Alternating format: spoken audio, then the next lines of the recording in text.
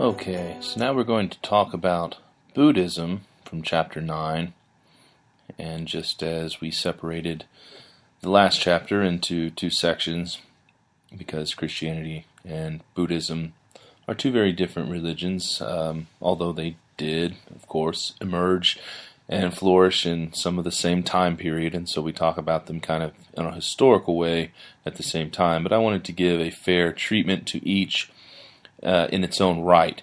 And so this is going to be Chapter 9, Part 2, Buddhism, the Buddhist identity. And we're going to talk about the architecture and some of the art, some of the music.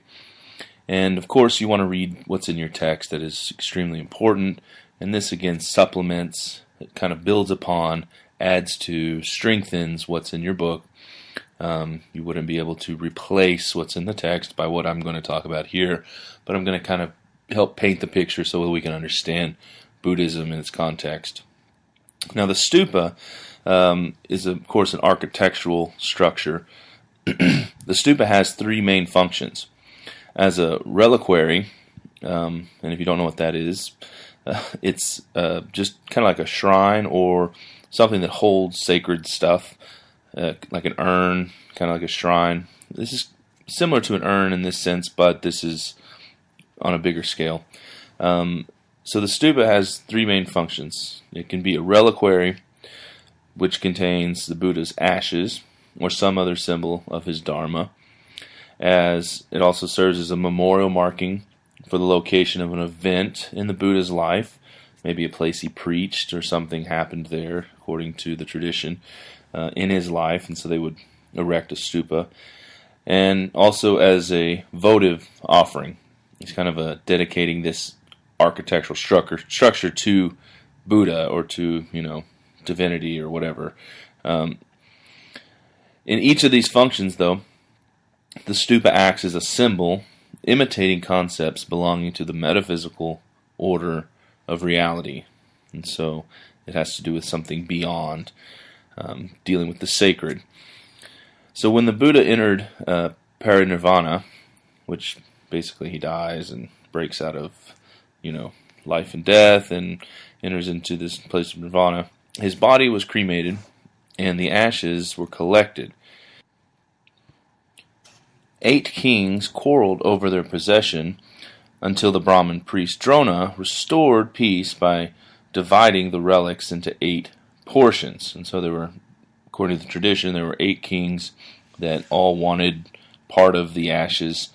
And so each king carries his share to his own country and encloses it in a stupa.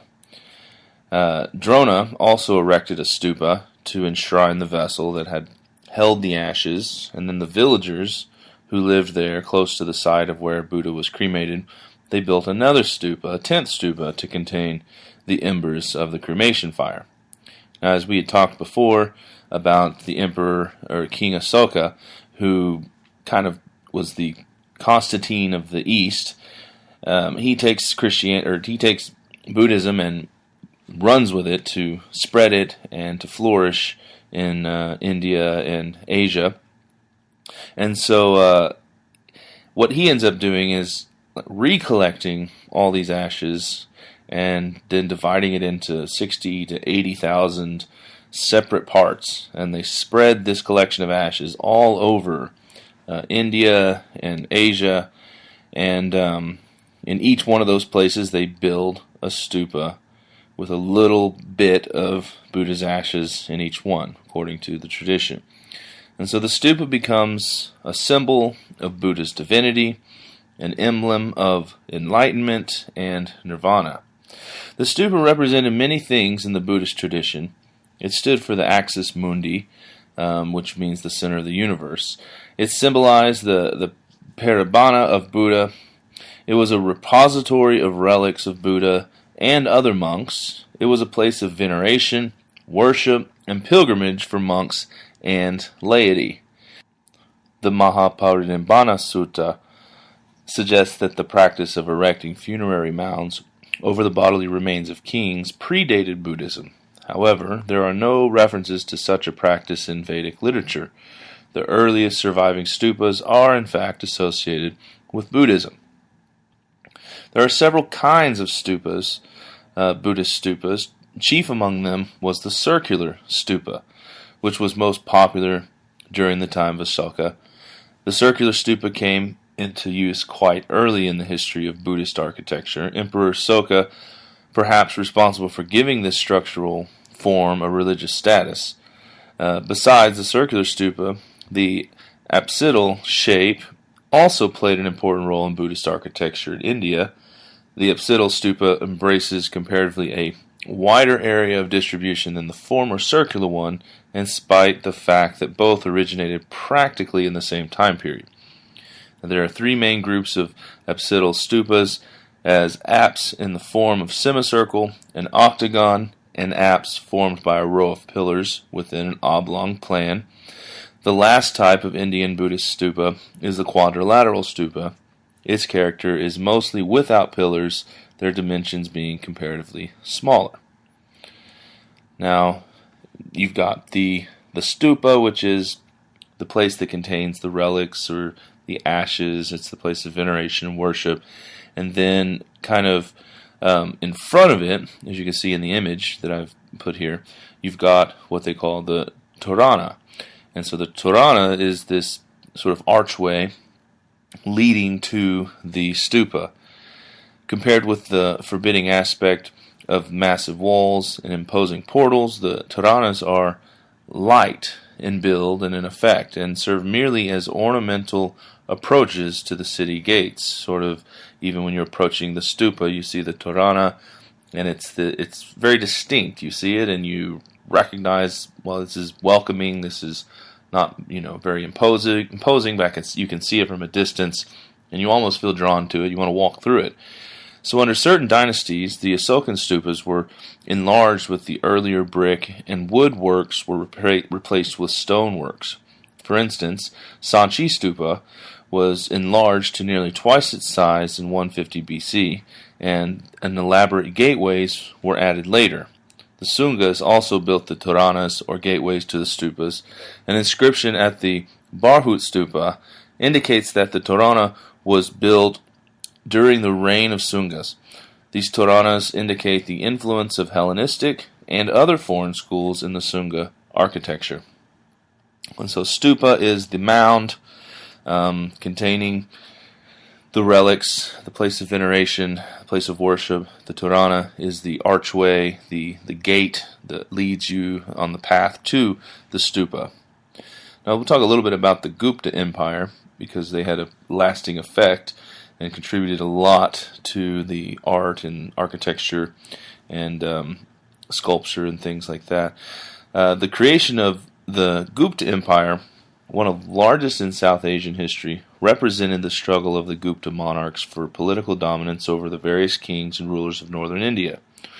The Guptas won the struggle through a combination of direct military conquest and territorial absorption, as well as the implementation and maintenance of a feudal system in which lesser rulers were allowed to retain their kingdoms, but had to submit tribute and owe their loyalty to the Gupta emperor. And so this empire that rose up in this period of time was dominating, influential, very significant, because during this time period they produced a lot of art and architecture. Now, the three closely allied arts of architecture, sculpture, and painting attained a high level of excellence during the Gupta period. The period witnessed the culmination of earlier tendencies and ushered in a new style in the movement of architectural types and forms. Numerous temples made entirely of brick have been found. The brick temple at Bitaragan is beautified with friezes of molded bricks. The temple has a pyramidal roof, and its outside walls are decorated with terracotta panels depicting mythological scenes. Stone temples of the time were few in number, but these small, unimposing structures with square sanctuaries, small porticos, and flat roofs were executed excellently, as the stones were held together without any kind of mortar. But the temple architecture of the later Gupta period exhibits a new style with high skaras, which were pinnacles, and extensive mandapas, which are halls. In the history of the temple architecture, the Gupta period is the formative and creative age, heralding the two important styles, Nagara and Dravida, which characterized the medieval temples of India.